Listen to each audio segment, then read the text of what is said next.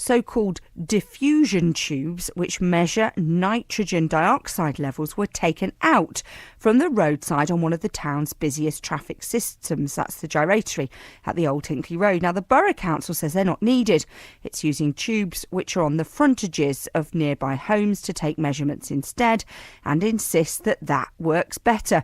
But Green councillor Keith Kondakor told me because they're set back further from the road, they'll give lower readings. But if we want to understand what's going on and we want to reduce the impact of the traffic, you need to measure the pollution near the traffic. Yeah, it's like standing on the bathroom scales and having one leg on the floor. It may weigh something, but it's not weighing your whole weight. What we actually want to do is see how the pollution is getting considerably worse on the gyratory. At the moment, there's probably 19,000 vehicles a day going down this bit of road. There's going to be, at the end of the borough plan, probably about 30,000 vehicles a day. So we've got 50% more vehicles going down that bit of road that can't cope. You talked about 30,000 people dying nationally each year.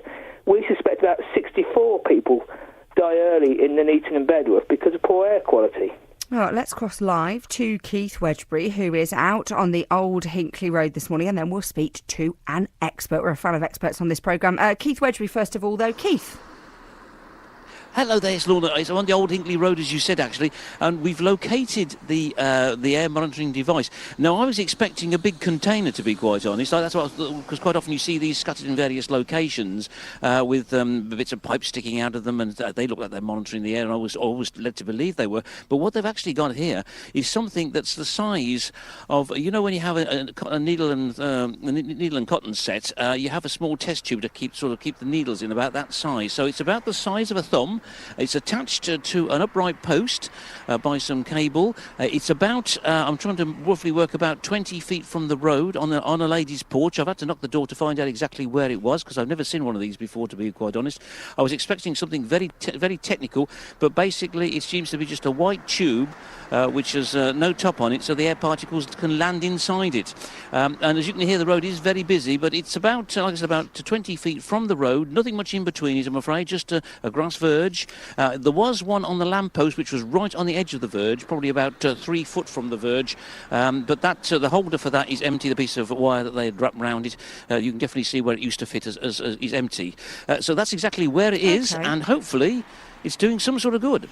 Well, we'll find out. Let's see. We won't find out exactly what the readings are from that particular one just yet, but we will find out the opinion of an expert on it. Professor Paul Monks is the chair of the Air Quality Expert Group, which advises the government. Professor Monks, thank you for being on the programme this morning. Good morning. Morning. So, we've heard there that the Green councillor, Keith Kondakor, says putting it further away from the road will mean that it will give lower readings. That would seem logical. Is it correct, though? Yeah, absolutely. It is true. Air pollution disperses quite quickly as you move away from a road. You get very, very steep gradients. So the EU legislation says you must measure within 10 metres of the road, so it sounds like it's still there, but you will get a markedly different reading being that far back. So some of the information that the council gave us was that where there is measurements taken at roadside have to be adjusted by a mathematical calculation to allow for the distance between the roadside and the facade of nearest houses and are therefore less reliable. And that's one of the reasons they cite for having moved it. Is that correct? There is a number of calculations. What you have to think about is, what are you trying to do with these measurements? What you're trying to do is assess the impact on human health.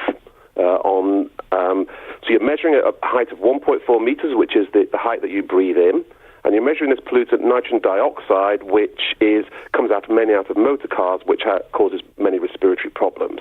So that's what you're trying to do with this, and then you're trying to take a tube, a measurement, and you're trying to say how many people are exposed to how much pollution.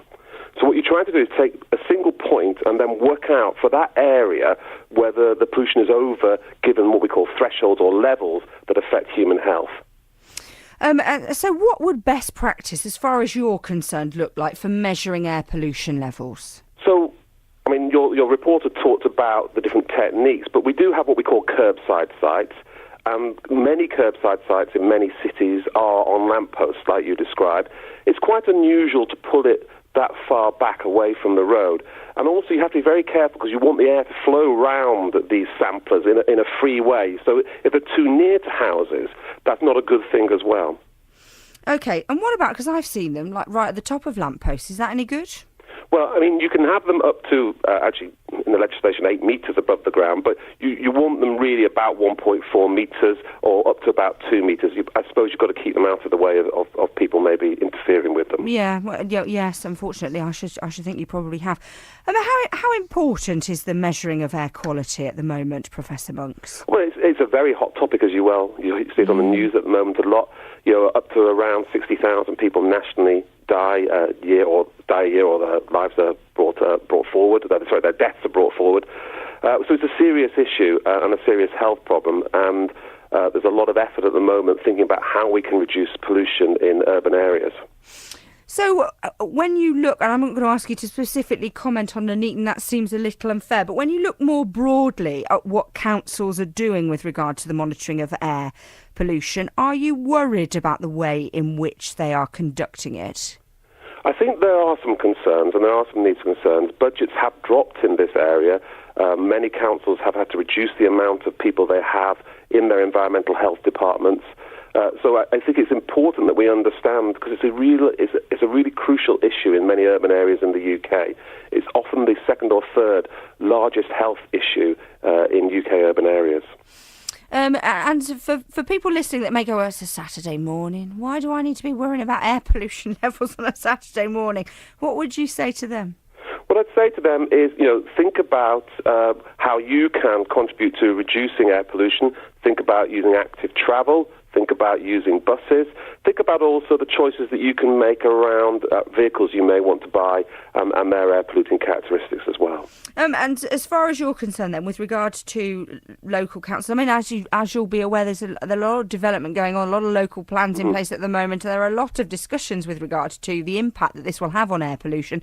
What should councils be doing in order to mitigate for people? So, I mean, councils have a statutory duty to find out where what we call the air quality hotspots are, and to introduce what are called air quality management areas, where they predict. So if areas are going up in terms of traffic volume, they have to make an assessment of whether that will impact the air quality as part of any development, and think about ways of mitigating, reducing the impact of that.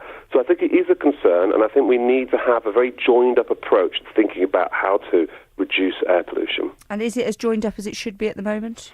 We can always do things better, can't we? And especially when human health is at the heart of it. It's been fascinating. Thank you very much indeed for being on the programme and sparing us the time. Much appreciated. My pleasure. Professor Paul Monks, Chair of the Air Quality Expert Group, which advises the government on air quality levels. There you are. That's your science lesson for a Saturday morning.